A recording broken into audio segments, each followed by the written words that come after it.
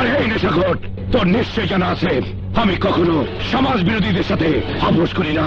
আসল প্রিয় দর্শক, সিনেল্যাব 24 থেকে আপনাদের স্বাগত জানাচ্ছি। আমাদের আজকের বিশেষ অতিথি আমাদের প্রিয় পরিচালক বুরহানুদ্দিন রনি। রনি ভাই কেমন আছেন? ভালো, আপনি কেমন আছেন? ইনশাল্লাহ ভালো, আপনাদের দোয়ায় ভালো আছি। নিশ্চয় দর্শকরা ভালো আছেন, আমি এই দোয়াটাই করি। রনি ভাই, আপনি তো জানেন যে এটা সিনেল্যাব 24-এর একটি অনুষ্ঠান, চমৎকার একটি অনুষ্ঠান। তো এই অনুষ্ঠানে আপনাকে আমরা আপনার সিনেমা আসা এবং আপনি যেসব সিনেমা করছেন এবং বর্তমান বাংলার চলচ্চিত্র সম্পর্কে আপনার কাছ থেকে জানতে চাবো। প্রথমেই আমি জানতে চাই আপনি সিনেমায় কীভাবে আসলেন? আমি চলচ্চিত্রে 1979 সালে মরহুম চিত্র পরিচালক এফ কবির চৌধুরী সাহেবের সাথে হাত ধরে আমি চলচ্চিত্র পদার্পণ করি। তারপর আমি বিভিন্ন ডিরেক্টরদের সাথে কাজ করি। সেই ডিরেক্টরগুলো হচ্ছেন নূর মোহাম্মদ মনি সাহেব, জিয়াউদ্দিন মাসুদ, আলী কাউসার, এই তো অনেকের সাথে কাজ করি। আপনি অনেক পরিচালকের সাথে কাজ করেছেন এবং যাদের নাম বলেন প্রত্যেকেই তারা খুব স্বনামধন্য। তো আমি যেহেতু এফ কবির চৌধুরী স্যারের কথা বললেন, আমি ওনার সম্পর্কে জানি যে স্যার অত্যন্ত ব্যয়বহুল এবং ফুক ফ্যান্টাসি ছবি করতেন। হ্যাঁ হ্যাঁ হ্যাঁ, ওনার ছবি অনেক কস্টিউম বা সেট থাকতেই হতো ওনার ছবিতে। তো ওনার প্রত্যেকটা ছবি তো বাম্পার হিট করেছিল তখন। অবশ্যই বাম্পার হিট না, জুবলি পর্যন্ত, গোল্ডেন জুবলি তো এখন এই শব্দটা তো আমরা কোথাও পাই না। তখন জুবলি, গোল্ডেন, এই সমস্ত, হ্যাঁ, আপনি নিশ্চয় জানেন, আপনার একজন চলচ্চিত্র পরিচালক, আপনার নিশ্চয় জানেন। হ্যাঁ, আমি তখন পত্রিকায় এইসব লেখা দেখতাম যে 25 সপ্তাহ সিলভার জুবিলি, গোল্ডেন জুবিলি, এইরকম লেখা যেত। এখন তো পত্রিকায় আমাদের সিনেমার সংবাদ পরিবেশন হয় না। এফ কবির চৌধুরী স্যারের কথা যখন উঠলো তখন ওনার অনেক বিখ্যাত ছবি আছে। তার আগে আমি একটি কথা জানতে চাই যে আমি এটা শুনেছিলাম, আমার ধারণা ঠিক কিনা আমি জানি না, যে অঞ্জু ম্যাডামকে কি উনি চলচ্চিত্রে নিয়ে আসেন? না, আমার জানা মতে প্রথম তমিজউদ্দিন রিজভী সাহেব আশীর্বাদ নামে একটা ছবি আরম্ভ করবেন, সেই ছবিতে অঞ্জুকে নেওয়া হয়। তারপর এফ কবির সাহেব সওদাগর ছবিতে অঞ্জুকে প্রথম স্ক্রিনে নিয়ে আসে। নিয়ে আসার পর বাস হই হই রই রই কাণ্ড ঘটে গেল। আর পেছনে তাকাতে হয়নি। এরপর থেকেই যে অঞ্জু মানে সুপারহিট, অঞ্জুকে নিতে হবে ছবিতে। প্রযোজক আসলেই বলতো ভাই অঞ্জুকে নিয়ে নেন। পাশে আলা ওয়াসিম ভাই হিরো ছিল, জাভেদ ভাই হিরো ছিল, এরা করেছে। রনি ভাই, মানে আমি সওদাগর ছবিটা অনেক পরে দেখেছি এফ কবির চৌধুরী স্যারের। এই ছবিতে যেই ডান্স ছিল সেই ডান্স আগের কোনো ছবিতে এসব দেখিনি এই বাংলাদেশের। কিন্তু আমার জানা মতে মানে অঞ্জু ম্যাডামের এই সওদাগর ছবি যে ডান্সগুলি সিনেমায় দেখানো হয়েছিল, এরপরেই কি ডান্সের পরিবর্তন হয়ে গেছিল? অবশ্যই অবশ্যই, তারা যখন ছিল তাদের ডান্সের মধ্যে একটা কিছু ছিল, এখনকার ডান্সের মধ্যে তো কোনো কিছু আমি পাইনি। হয়তোবা আমি দর্শক হিসাবে ফেলুর, যা আমি পাইনি ওই ডান্সগুলি এখন আর নেই। এফ কবির চৌধুরী স্যারের শেষ ছবি কী ছিল? শেষ ছবি ছিল পয়সা পয়সা, রিলিজ ছবি, পয়সা পয়সা, পয়সা পয়সা। শাবানা ম্যাডামের ঘরেও একটি ছবি করেছিলেন সম্ভবত। দুটা ছবি করেছেন, একটা রাজনন্দিনী, একটা জালিম। রাজনন্দিনী ছবি, জালিম ছবির অ্যাসিস্ট্যান্ট ছিলাম আমি। রাজনন্দিনীর ছবি তো বাম্পার হিট ছবি। শাবানা ম্যাডাম এবং ওয়াসিম সাহেব ওনারা নায়িকা ছিল, জাভেদ রুজিনাও ছিল। প্রিয় পরিচালকদের ভিতরে আপনার কার ছবি বেশি পছন্দ? না আসলে প্রিয় বলতে গেলে সবাই আমার প্রিয় না, তারপরে আছে না যে সবাই প্রিয় পরিচালক কিন্তু ওই পরিচালকের ছবি আমার ভালো লাগে না।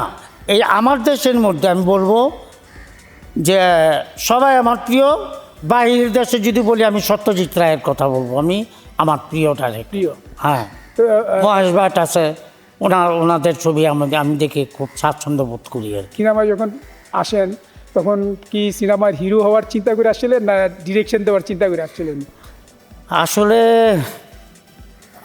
মানে বলতে গেলে আপনার নিজেও হাসবেন, আমি হিরো হওয়ার জন্য চলচ্চিত্র পদার্পণ করেছিলাম, কিন্তু ভাগ্যে আসলে আমি আমি এই জায়গার শর্ট ফিগারের মানুষ, আর আমার চেহারা অতটা সুন্দর না, শেষ পর্যন্ত আমি অ্যাসিস্ট্যান্টই করে আমাকে জীবন কাটাতে হচ্ছে।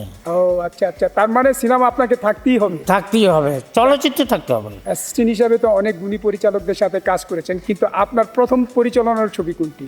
আমার প্রথম পরিচালনার ছবি, যেটা অসমাপ্ত ছবি, আমি সমাপ্ত করি, গোলা বারুদ, দ্বিতীয় দেমাগ, তারপরে ছবিতে কি ইমরান? ইমরান চিত্রনায়ক, ইমরান ছিল প্রযোজক, হ্যাঁ, কাঞ্চি, ইমরান এই কাঞ্চি। ছবিটা তো ভালো চলেছে, সুপার হিট ছবি, সুপার হিট ছবি, হ্যাঁ।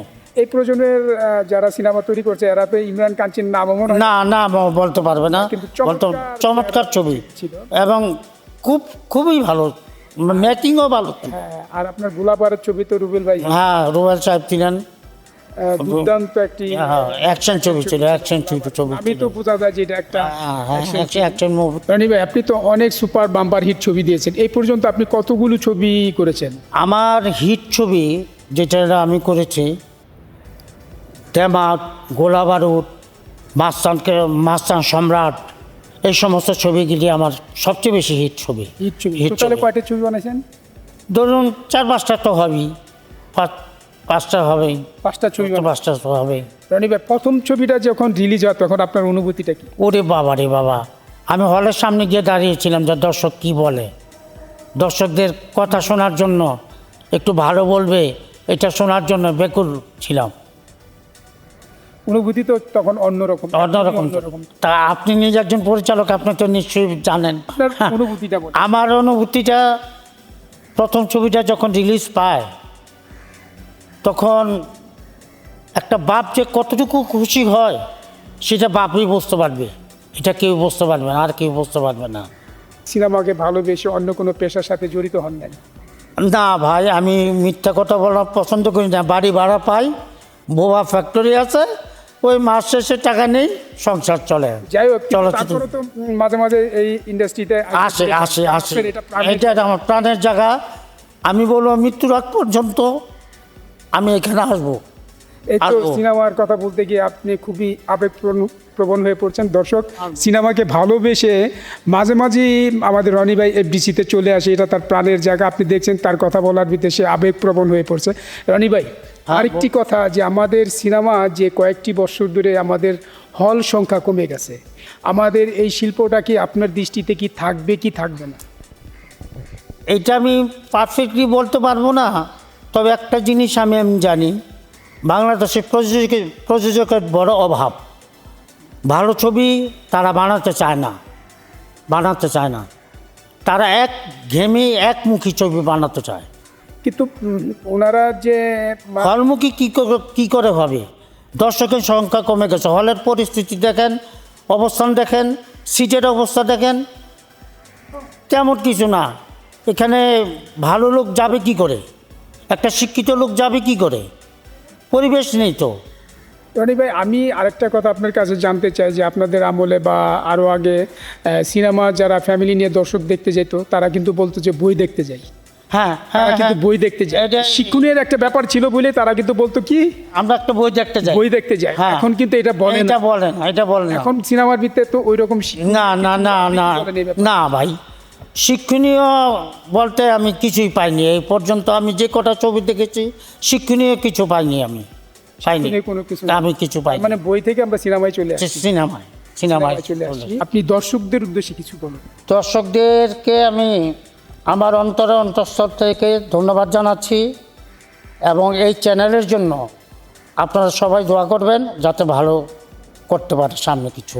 প্রিয় দর্শক, আপনারা হলমুখী হন, হলে গিয়ে ছবি দেখুন, বাংলা ছবি দেখুন।